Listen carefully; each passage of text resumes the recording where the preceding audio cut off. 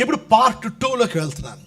ఆ పార్ట్ 2 ఏంటి అంటే God ones all money.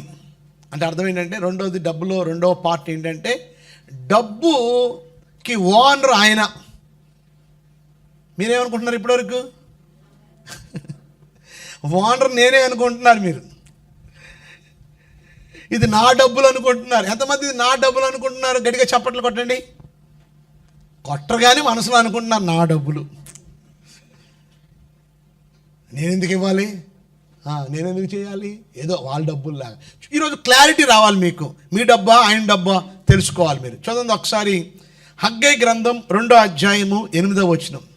Haggai గ్రంథం 2:8. వెండి నాది, బంగారము నాది, ఇదే సైన్యములకు అధిపతియగు యెహోవా వాక్. అంత చెప్పండి అందరూ. వెండి నాది, బంగారము నాది.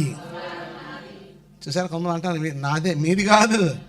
చూసారా, మీరు అంటున్నారు తెలుసు, వెండి నాది బంగారం నాది అంటున్నారు. కానీ ఇక్కడ మీరు అంటలేదు ఈ మాట. సైన్యములకు అధిపతి యెహోవా వాక్. వెండి నాది బంగారం నాది అంటే ఏంటి అర్థం చెప్పండి. వెండి అంటే ఏంటి? వెండి అంటే ఏంటి? బంగారం అంటే ఏంటి? వెండి బంగారం అంటే ఏంటంటే సంపద, డబ్బు. ఆ దినాల్లో డబ్బులు వెండి రూపంలో, బంగారు రూపంలో ఉండే. వెండి నాణ్యాలు, బంగారు నాణ్యాలు ఉండే. ఎంతమంది వెండి నాణ్యాలు చూశారు? సో వెండి నాణ్యాలు, బంగారు నాణ్యాలు ఉండే. ఇప్పుడు అది ఆ నాణ్యాలు పోయి ఇప్పుడు ఏమొచ్చాయి? నోట్లు వచ్చాయి. ఇప్పుడు నోట్లకు పోయి ఏ నోట్లు వస్తున్నాయి? త్వరలో రాబోతున్నాయి నోట్లు, ప్లాస్టిక్ నోట్లు రాబోతున్నాయి. ఓకే, సో మారిపోతూ వస్తుంది అన్నమాట.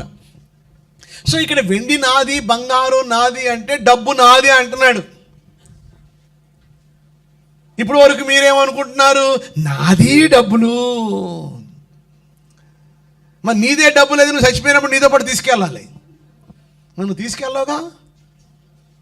చెప్పండి. అన్నీ వదిలిపెట్టే నువ్వు వెళ్ళిపోవాలి. ఏది నీతో రాదు. ఒకడు సర్వలోకాన్ని సంపాదించుకుని వాడు తన ప్రాణాన్ని పోగొట్టుకుంటే వానికి ఏమీ ప్రయోజనము.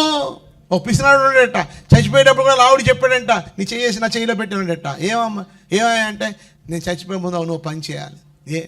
నేను చచ్చిపోయిన తర్వాత నా పెట్లో, నా సమాధి, నా బాడీ పెడతా కదా, దాంట్లో కూడా నా పలానా ఫెడరల్ బ్యాంకులో కొంత డబ్బులు ఉన్నాయి, ఆంధ్ర బ్యాంకులో కొంత డబ్బులు ఉన్నాయి, స్టేట్ బ్యాంకులో కొంత డబ్బులు ఉన్నాయి. ఆ డబ్బులన్నీ తీసేసి నువ్వు పెట్లో పెట్టేయాలి. ఎందులో పెట్టేయాలట? నువ్వు అలా పెడతావని మాట ఇవ్వు అన్నట. ఎవరితో? చచ్చిపోయింది ఏం చేసుకుంటాడండి అంటే అప్పుడప్పుడు లేచి వాడుకుంటాడండి. చెప్పండి. కొంతమంది అలా ఉంటారు, పిల్లికి కూడా బిచ్చం పెట్టరు. వాళ్ళ ఆయన మీద ప్రేమతో అలాగేనండి, మీరు చెప్పినట్టు ఏం చేస్తాను, డబ్బులన్నీ తీసేసి ఏం చేస్తాను, పెట్లో పెట్టేస్తాను. ఈ విషయం వాళ్ళ ఫ్రెండ్కి కూడా చెప్పిందంట, ఇలా అన్నాడు మా ఆయన అని చెప్పిందంట. ఆఖరికి వాళ్ళ ఆయన చచ్చిపోయాడు. చచ్చిపోయిన తర్వాత సమాధి కార్యక్రమం కూడా చేసేసారు. ఆ తర్వాత వాళ్ళ ఫ్రెండ్ వచ్చి అనిందంట ఈమెతో, మీ ఆయన చెప్పాడు కదా పెట్లో ఏం చేయమన్నాడు, అన్ని బ్యాంకుల్లో డబ్బులు తీసి పెట్లో పెట్టమన్నాడు, కొంప తీసి అలా చేసావేంటి అని అడిగిందంట. అదేంటి ఆయన చేసి మా వాగ్దానం చేశాడు కదా, పెట్టమని చెప్పాడు కదా, ఆయన మాట కాదనపోతే ఎలాగా, అందువలన బ్యాంకులో ఉన్న డబ్బులన్నీ తీసి ఏం చేశాను, బాక్స్లో పెట్టాను. ఓరే ఎంత పిచ్చిదాను నువ్వు, ఏంటి అంత తప్పు చేశావు. అప్పుడు ఆమె అందంట, పెట్టింది నిజమే కానీ డబ్బుల పరంగా పెట్టలేదు, మొత్తం డబ్బులు ఎంతైతే ఉన్నాయో అన్నీ కూడా ఏం చేశానంటే మొత్తం ఒక 5 లక్షలు 10 లక్షలు వచ్చింది. నేను చెక్ ఒకటి తీసేసి 10 లక్షలు చెక్ అని రాసి ఆ కాగితాన్ని ఏం చేశాను చెప్పండి, ఆ బాక్స్లో పెట్టాను. ఆయన లేచి బ్యాంక్కి వెళ్ళి మార్చుకుంటాడులేండి. మరి మా ఆయన అన్నాడు కదా, మా ఆయన మరి ఆ మాట ప్రకారంగా మరి ఇచ్చేయాలి కదా. కొంతమంది ఏమనుకుంటారంటే ఈ డబ్బంతా నాదే అనుకుంటారు. నీది కాదు, అది ఆయనది. మళ్ళీ చదవండి. వెండి నాది, బంగారము నాది. మరి నీ దగ్గర ఎందుకు ఉంది డబ్బు? గట్టిగా చేపట్లు కొన్ని. ఆయన ఇచ్చాడు, ఆయన నీకు ఇచ్చాడు. ఆయనకి నేనేం చేశాను చెప్పండి, 500 ఇచ్చాను. ఎవరిది అది? అది నాది. చూడండి, జేబులో తీసుకున్నాడు. ఇచ్చినోడిని నేను ఏం చేయొచ్చు చెప్పండి, నాది నాకు ఇచ్చే బాబు. చూసారా? అంటే నేను ఇవ్వగలను, నేను తీసుకోగలను. ఇప్పుడు ఆయన ఇస్తున్నప్పుడు ఆయన ఎలాగివ్వాలా? ఆయన డబ్బులు ఇచ్చినట్టుగా ఫీల్ అవ్వకూడదు. చెప్పండి, ఆయనకి నేను కురుసాడు. ఇచ్చినోడిని మళ్ళీ ఏం చేసి తీసుకున్నాను, మళ్ళీ ప్రేరేపణ కలిగితే ఏం చేయొచ్చు, మళ్ళీ ఇవ్వచ్చు. కనుక ఈరోజు అది గుర్తుపెట్టుకోండి. ఈరోజు మీ దశమ భాగం తీస్తున్నారంటే అదే మీరు కష్టపడి మీ రెక్కల డొక్కల కష్టం ద్వారా మీరు సంపాదించిన దాంట్లో దేవుడికి ఇచ్చేస్తున్నావు అనుకోకండి. ఆయన ఇచ్చిన దానిలో నువ్వు తిరిగి ఏం చేస్తున్నావు, నువ్వు ఆయనకి ఇస్తున్నావు. ఆయనకి ఇవ్వడానికి ఏమైంది మీకు అర్థమైంది? ఇప్పుడు మీకు 500 ఇచ్చాను ఆయనకి, అందులో నేను 50 రూపాయలు ఇవ్వడం అది తేలిక కష్టమా? 500 ఇచ్చానండి, 50 రూపాయలు అదే అంటున్నాడు, చాలా తేలిక అంటున్నాడు. 500 ఇమ్మంటలేదు, ఎంత ఇమ్మంటున్నాడు, 50 రూపాయలు. ఎంత తేలిగ్గా, ఆ తేలిగ్గా ఇవ్వడానికి కూడా చాలా మంది బరువు అయిపోతుంది. అమ్మో 10,000 20 రూపాయలే, 1,00,000 రూపాయలు 10,000, అయ్యి బాబోయ్ ఇంత ఇవ్వాలా నేను? కొంత గవర్నమెంట్ ఉద్యోగస్తులు వాళ్ళు జీతం 50,000, కానీ చేతికి అందేది 20,000. దేవుడికి ఎంత ఇవ్వాలి? 5,000 ఇవ్వాలి. ఎందుకు? వాళ్ళ స్వార్థం కొరకు ఏం చేశారు, ఆ లోను ఈ లోను ఈ లోను ఆ లోను అని పెట్టేసుకున్నారు. దానికి దీనికి సంబంధం ఏముంది? నువ్వేం చేయాలి చెప్పండి, నువ్వు మొత్తంలో ఏం చేయాలి, నువ్వు దేవుడికి ఇస్తున్నారు. అలా మీరు దేవుడికి, మన సహోదరు వచ్చింది, వాళ్ళ అబ్బాయికి ఉద్యోగం వచ్చింది, ఆ వంటది అయ్యగారు మొత్తం దేవుడికి ఇవ్వాలని నిర్ణయించుకున్న అయ్యగారు. ఎందుకంటే ఈ ఉద్యోగం ఎవరిది ఇచ్చారు, దేవుడు ఇచ్చాడు. సో దేవుడిది ఎవరికి ఇవ్వాలి మనం, దేవుడు. ఇది పాయింట్, ఇది పార్ట్ 2లో ఫస్ట్ పాయింట్ ఇది. నెక్స్ట్ వాక్యం చూడండి ఒకసారి, ద్వితీయోపదేశ కాండం 8:18. ద్వితీయోపదేశ కాండం 8:18. కాగా నీ దేవుడైన యెహోవాను జ్ఞాపకము చేసుకొని వాళ్ళను, మండలం చేసుకోండి. కాగా నీ దేవుడైన యెహోవాను జ్ఞాపకము చేసుకొని వాళ్ళను, ఎలా అనగా తాను నీ పితరులతో ప్రమాణము చేసినట్లు తన నిబంధనను నేటి వలె స్థాపింపవలనని మీరు భాగ్యము సంపాదించుకొనుటకే, అక్కడి అండర్లైన్ చేసుకోండి, మీరు భాగ్యము సంపాదించుకొనుటకే మీకు సామర్థ్యము కలుగజేయువాడు ఆయనే. మరి చెప్పండి అందరూ, మీరు భాగ్యము, భాగ్యం అంటే డబ్బు, మీ భాగ్యమును సంపాదించుకున్నటకే మీకు సామర్థ్యము, బలము, జ్ఞానము, తెలివి, శక్తి కలుగజేయవాడు ఆయనే. ఆయన కలుగజేయకపోతే, ఆయన ఇవ్వకపోతే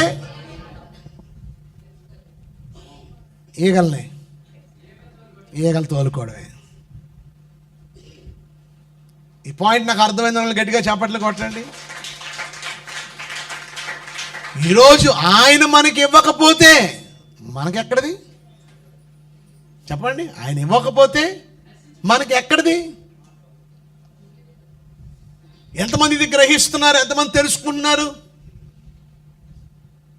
ఈ ఉద్యోగం వచ్చిందంటే నా జ్ఞానం, నా తెలివి, ఎన్నో రాత్రింపగలు కష్టపడి సిద్ధపడ్డాను కనుక వచ్చింది ఈ ఉద్యోగం అనాలి. గట్టిగా చప్పట్లు కొట్టండి. ఈ పని వచ్చిందంటే, ఈ జాబ్ వచ్చిందంటే, ఈ వర్క్ వచ్చిందంట, ఇదంతా నా సామర్థ్యమే అన్నవారు గట్టిగా చప్పట్లు కొట్టండి. నువ్వు ఎప్పుడైతే ఇది నాది అని ఆలోచిస్తావో నువ్వు దేవుడికి ఇవ్వడానికి నీకు ఇష్టం ఉండదు. మీరు ఒకటే ఆలోచించాలి, ఏమనంటే ప్రభువా ఈ భాగ్యాన్ని, ఈ డబ్బుని, ఈ సంపదని సంపాదించుకోవడానికి సామర్థ్యాన్ని నువ్వు నాకు కలుగు చేసావయ్యా, ఈ సామర్థ్యాన్ని నువ్వు నాకు ఇచ్చావయ్యా, నీకు స్తోత్రాలు, నీకు వందనాలు. ఈ ఉద్యోగమే లేకపోతే, ఈ బండే లేకపోతే, ఈ పనే లేకపోతే నేనేమైపోయేవాడిని, ఏమైపోయేదాన్ని. నువ్వు కల్పించావు, నువ్వు ఇచ్చావు, నీకు స్తోత్రాలు. నువ్వు ఇచ్చిన దాంట్లో కొంత మేము ఉంచి కొంత నీకు ఇవ్వడానికి ఇష్టపడుతున్నామని కృతజ్ఞత భావముతో మన దేవుడికి అర్పణలు తీసుకుని రావాలను. ఎవడో చెప్పాడంటే దశంభాగం ఇవ్వకూడదు, అది ఇవ్వకూడదు, ఇది ఇవ్వకూడదు అని. ఈ యూట్యూబ్లో, ఈ ఫేస్బుక్లో ఎక్కువైపోయి తెలియకాలకి ఆ ఇచ్చినవి ఆ సేవకుడు దాన్ని దుర్వినియోగం చేస్తే, ఆ ఇచ్చినవి దేవుని సేవకులకు వాడకుండా తన స్వార్థభరితంగా వాడితే అతడు దేవుడికి ఏం చేయాలా? లెక్క అప్పచెప్తాడు రేపు పరలోకంలో తీర్పు దినాన్న. దేవుడు ఎవరిని వదలడు. సేవకులైన మీకు కఠినమైన తీర్పు, మీకు 200 తీర్పు అన్నాడు ప్రభు. చాలా జాగ్రత్తగా ఉండాలి ప్రతి పైసా విషయంలో కూడా. ఇష్టం వచ్చినట్టు దూపరంగా ఖర్చు పెట్టడానికి వీలు లేదు. కొంతమంది అడుగుతుంటారు, డాడీ నాకు అది కావాలా, డాడీ ఇది కావాలని. కొంతమంది పాస్టర్ గారు అది కావాలంటే నేను అంటాను, ఏమన్నా నేను పిసినారుని కాదు, కానీ ప్రతిదానికి లెక్క. అలాగని నేను ఖర్చు పెడతాను, కానీ ప్రతిదీ కూడా ఒక ఒక ఒక అకౌంటబిలిటీతో, ఒక సిస్టమేటిక్గా. ఉంది కదా డబ్బులని మన ఇష్టం వచ్చినట్టు జల్సా చేయడానికి లేదు. సో ఈరోజు ఈ సత్యాన్ని మనం తెలుసుకున్నవారు ఎన్నడూ దేవుడికి ఇవ్వడంలో ఎన్నడూ వెనుకాడరు. వారికి వచ్చిన పనిలో కావచ్చు, వారికి వచ్చిన ఉద్యోగంలో కావచ్చు, వారికి వచ్చిన ఆ బట్టుబడిలో కావచ్చు, ఎందులోనైనా కావచ్చు, ముందు దేవుడు భాగాన్ని తీయకుండా దొంగిలించరు. పెన్షన్లో కూడా భాగం తీసేవాళ్ళు ఉన్నారు కొంతమంది. పెన్షన్ కూడా రాకుండా ఇప్పటికీ 10 సంవత్సరాల పెన్షన్ రాని వాళ్ళు చాలామంది ఉన్నారు. అలాంటిది పెన్షన్ ఇచ్చాడు దేవుడు. ఆ పెన్షన్లో భాగం తీస్తున్నావా? నీకు ఉండడానికి ఇల్లు ఉండేది కాదు, ఇప్పుడు నీకు ఇల్లు ఇచ్చాడు, ఒక పోర్షన్ అద్దెకి ఇచ్చావు, ఆ అద్దెలో దేవుడు భాగం తీస్తున్నావా? ప్రతి దాంట్లో కూడా నువ్వు దేవుడికి భాగం వేరుపరచాలి. నిశ్చయముగా అది నువ్వు వేరుపరచాలి, అది నువ్వు తీయాలి. ఆమేన్. దేవుని యొక్క వాక్యంలో మనం గమనిస్తే 1 తిమోతి 6:17 చూద్దాం. 1 తిమోతి, ఇహమందు ధనవంతులైన వారు గర్విష్ఠులు కాక. ధనం ఉందని గర్వపడకండి, డబ్బు ఉందని గర్వపడకండి. ఎందుకు ఈ మాట రాశారంటే ఆటోమేటిక్గా ధనం ఎక్కువయ్యే కొలది గర్వం ఎక్కువైపోద్ది. నేను ఎప్పుడు అదే చెప్తుంటాను, దేవుడికి ఎప్పుడు కూడా సామాన్యులే ధారాళంగా ఇస్తారు, ధనవంతులు ఇవ్వడానికి వెనుకంజి వేస్తారు. మా సంఘాల్లో కూడా మేము చూస్తుంది ఏంటంటే సామాన్యులు దేవుడికి 10,000 ఇస్తారు, ధనవంతులు 1000 రూపాయలు ఇస్తారు. తెలుసా మీకు? ఎందుకు ఇవ్వాలి మనం? దేనికి ఇవ్వాలి మనం? కానీ వాళ్ళ బట్టలకు కానీ, వాళ్ళ సోకులకు కానీ, వాళ్ళ భోజన ఖర్చులకు కానీ ఎన్ని వేలైనా, ఒక సిట్టింగ్కి వెళ్ళి కూర్చుంటే 5,000 బిల్ చేస్తారు, ఒక షాపింగ్కి వెళ్తే 20,000 బిల్ చేస్తారు. దేవుడికి 5,000 ఇవ్వడానికో, దేవుడికి 10,000 ఇవ్వడానికో ఎన్నో లెక్కలు వస్తాయి కొంతమందికి. కానీ కొంతమంది సామాన్యులు, నిరుపేదలు, వారికి ఉన్నదే కొంచెం, కానీ దేవుడు చెప్పగానే అందులో దాతృత్వంగా ధారాళంగా ఇచ్చేవాళ్ళు ఉంటారు. రాయబడి ఉంది, ఇహమందు ధనవంతులైన వారు గర్విష్ఠులు కాక అస్థిరమైన ధనమునందు నమ్మిక ఉంచక. ఏ ధనమందు? ధనం ఎలాంటిదట? అస్థిరం. ఒకప్పుడు ధనవంతులుగా ఉన్నవారు ఇప్పుడు పేదవాళ్ళుగా లేరా? ఏమంటే మీరు చూసారా? ఒకప్పుడు ధనవంతులు, ఒకప్పుడు చాలా గొప్ప ధనం ఉంది వాళ్ళ దగ్గర, కానీ ఇప్పుడు ఏమీ లేదు వాళ్ళ దగ్గర. ఎలా వచ్చిందో అలా పోయింది. ఎందుకు అలా పోయింది? ధనం ఏంటంటే అస్థిరం. ధనం ఏంటి చెప్పండి? అస్థిరం. మరి స్థిరం ఏంది? దేవుడు స్థిరమైన వాడు. ధనం అస్థిరం. కానీ నీ నమ్మకం డబ్బు మీద కాదు, దేని మీద పెట్టుకోవాలా? దేవుడి మీద పెట్టుకోవాలి.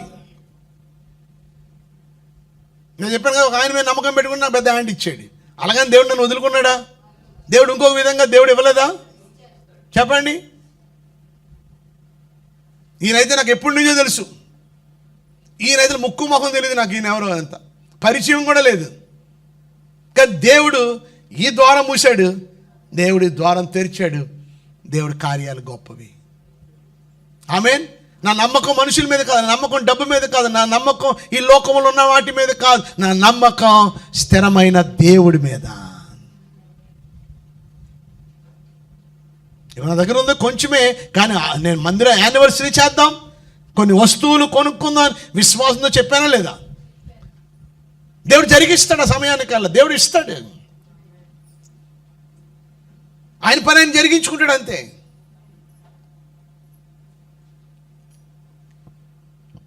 కనుక మీ మనసు ఎప్పుడు డబ్బు మీద పెట్టుకోకండి. డబ్బు డబ్బు డబ్బు డబ్బు డబ్బు డబ్బు డబ్బు డబ్బు అని దాని మీదనే దృష్టి పెట్టకండి. వస్తుంది.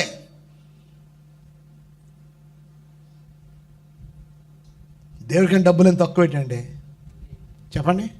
దేవుడికని డబ్బులు ఎంత తక్కువ ఏంటండి? మనం అడిగిన వాటికన్నా, ఊహించి వాటికన్నా అత్యధికంగా దేవుడు ఇస్తాడు. ఆమెన్. గట్టి చెప్పండి ఆమెన్. గట్టి చెప్పండి ఆమెన్. ఆమెన్. సో మన చదువుతాం చూడండి. ఇహమందు ధనవంతులైన వారు గర్విష్ఠులు కాక అస్థిరమైన ధనమునందు నమ్మిక ఉంచక సుఖముగా అనుభవించుటకు సమస్తమును మనకు ధారాళముగా దయచేయు దేవుని యందే నమ్మిక ఉంచుడని ఆజ్ఞాపించము. ఎవరి మీద నమ్మకం? దేవుడి మీద నమ్మకం. దేవుడికి ఇస్తే నేను నష్టపోయాను అన్నవారు ఎవరైనా ఉన్నారా? చేతులు ఎత్తారా? దేవుడికి ఇచ్చి నష్టపోయాను అన్నవారు చేతులు ఎత్తండి. నాకు తెలిసినంత మట్టుకు దేవునికి ఇచ్చి అభివృద్ధి పొందిన వారే ఉన్నారు, కానీ ఎవరు నష్టపోయిన వాళ్ళు ఎవరు బైబిల్లో చూద్దాం. ఒకసారి చూద్దాం. అపోస్తుల కార్యాలు 4వ అధ్యాయము కింద 32, 33 చదువుతాను చూడండి. అపోస్తుల కార్యాలు 4వ అధ్యాయము 32, 33. విశ్వసించిన వారందరూ ఏక హృదయమును ఏక ఆత్మయు గలవారై ఉండిరి. ఎవడును తనకు కలిగిన వాటిలో ఏదియు తనదని అనుకొనలేదు.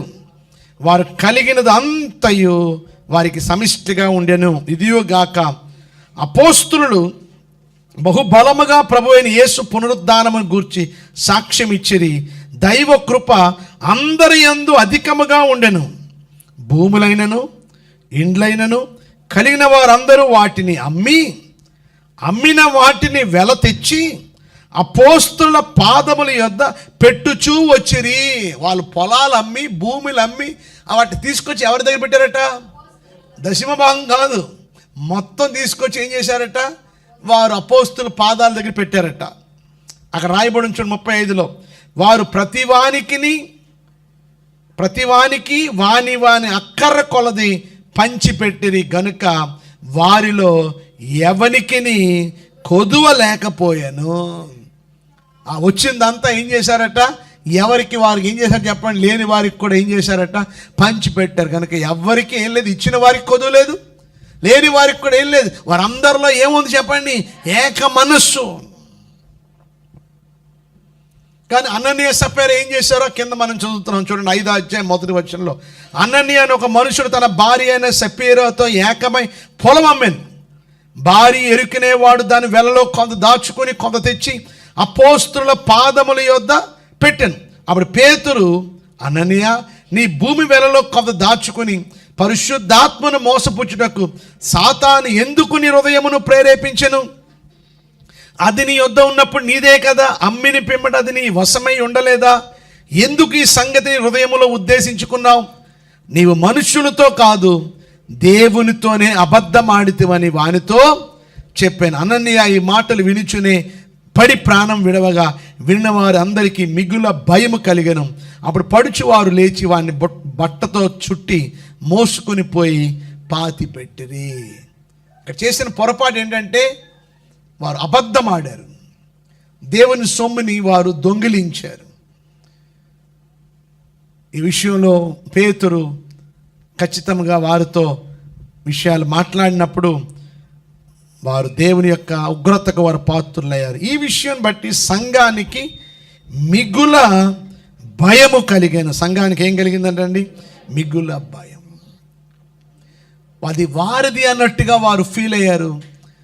వారు దేవుడికి ఇవ్వకుండా వారు దాచిపెట్టారు. దానివల్ల వారు ఎంతో నష్టపోయారు. అయితే ఈరోజు ఇది సెకండ్ పార్ట్. ఇప్పుడు మూడోది చాలా ప్రాముఖ్యమైనది, డబ్బు ఎవరికి కావాలి. ఈరోజు 3 సీక్రెట్లు చెప్తాను. డబ్బు ఎలా వస్తే చెప్పేస్తాను, ఓకే? తర్వాత సాయంత్రం మన దగ్గర డబ్బు ఎందుకు ఉండట్లేదో చెప్తాను. ఇప్పుడు మూడోది, డబ్బు కావాలంటే మనం ఏం చేయాలో చూద్దాం. ద ప్రిన్సిపల్స్ ఏమండి? మొదటిది చదువుదాం. మనకి డబ్బు కావాలి అంటే సంఘంగా, విశ్వాసులుగా, దేవుని బిడ్డలుగా డబ్బు అవసరం కనుక డబ్బు ఎలా వస్తుంది? సామెతల గ్రంథం 14:23 చదవండి. 3వ పాయింట్ కింద రాసుకోండి, డబ్బు ఎలాగ వస్తుంది. 14:23 అందరు తీసారా? ఏ కష్టము చేసినను, ఏరట, ఏ కష్టము చేసినను లాభమే కలుగును, ఒట్టి మాటలు లేమిడికి కారణము. డబ్బు కావాలి అంటే, నీకు డబ్బు సంపాదించుకోవాలంటే first point work. WORK, work. పని చెయ్యాలి. డబ్బు ఎందుకు లేదు నీ దగ్గర? నువ్వు పని చేయవు. తింటావు, ప్లేట్లు తింటావు, డ్యూటీకి వెళ్ళమంటే నీరసం అంటావు.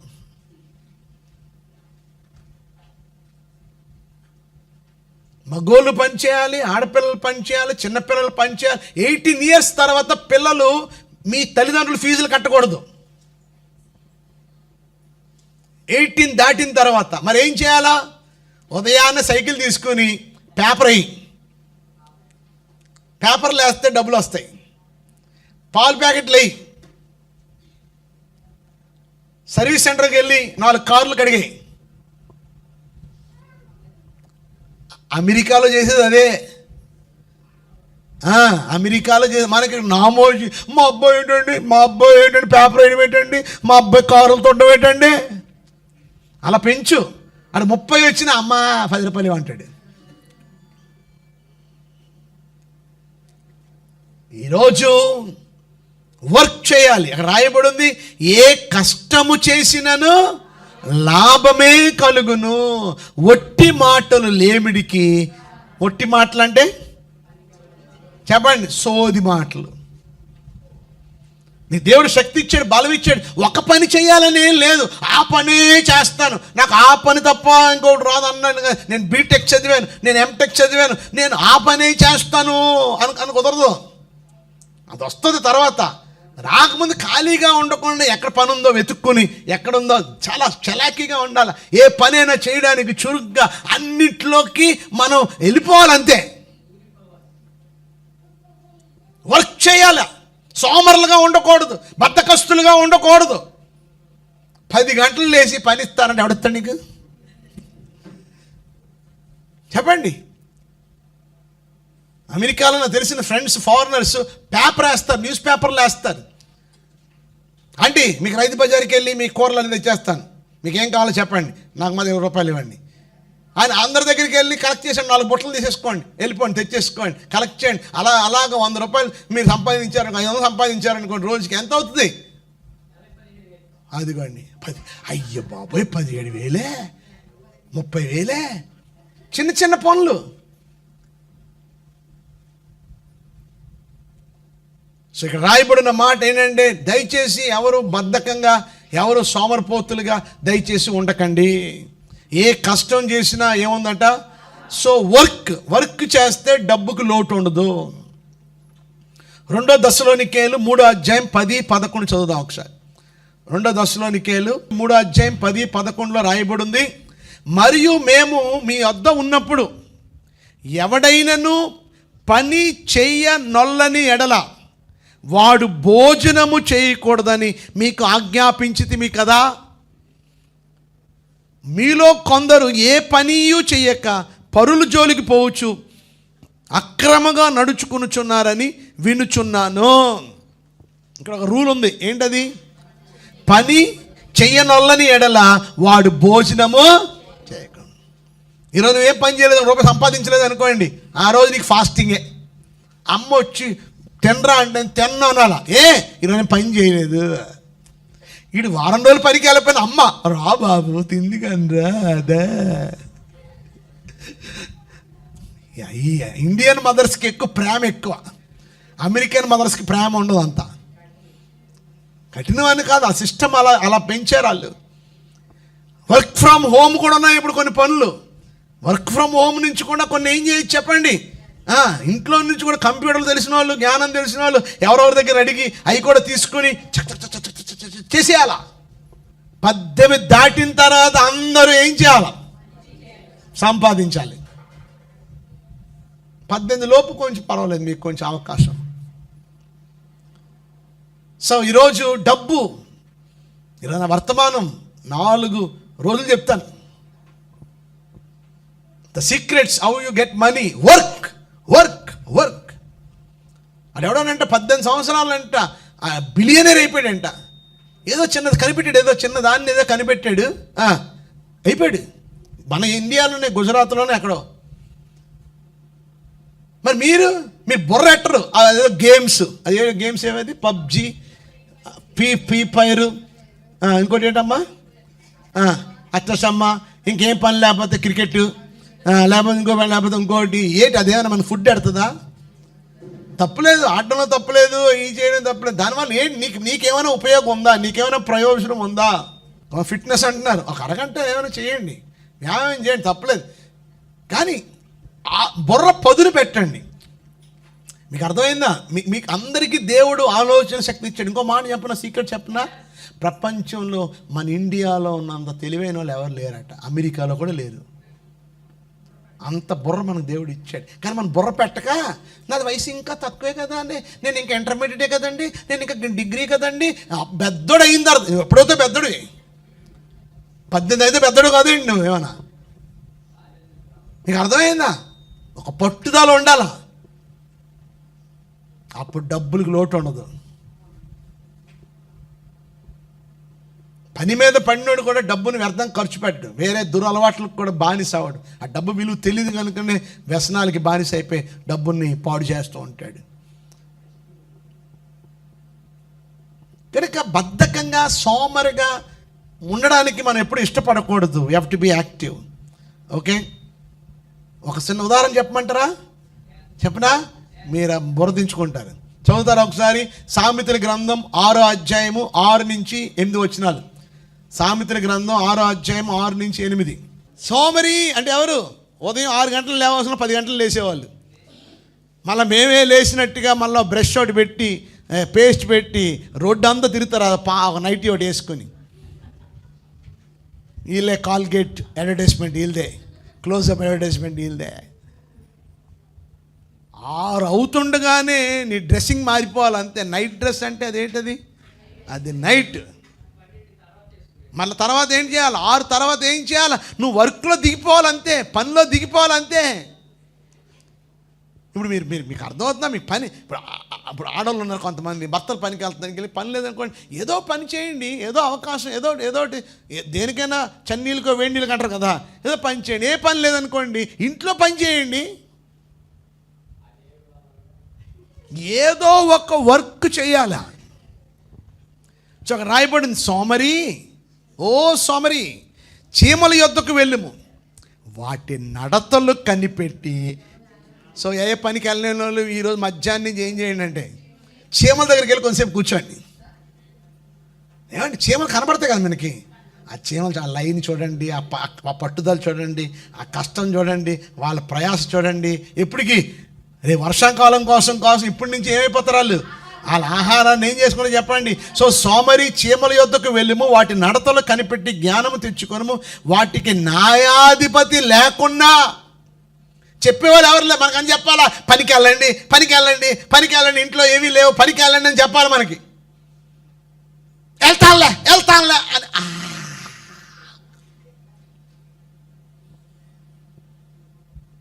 అని అలాగెళ్ళి మళ్ళీ దొడ ముసుకేసుకుని పడుకుంటాడు. ఈ మధ్య బెడ్రూమ్లోనే టీవీలు ఉంటున్నాయి కనుక ఇంకా టీవీ దగ్గరే కూర్చోవడం, ఫోన్ చేతిలో. ఏమనంటే నీరసం. ఇక్కడ ఎవరు చెప్పేవాళ్ళు లేకపోయినా, పై విచారణకత లేకున్నా, అధిపతి లేకున్నా, అవి వేసవ కాలమందు ఆహారము సిద్ధపరచుకును, కోత కాలమందు ధాన్యము కూర్చుకొని. గట్టిగా చప్పట్లు కొట్టండి. ఎవరికి? మీకు కాదు, చీమలకి. ఎంత యాక్టివ్గా, ఎంత స్మార్ట్గా. సో దేవుని బిడలుగా ఈరోజు డబ్బు కావాలి అంటే వర్క్ చాలా ప్రాముఖ్యం.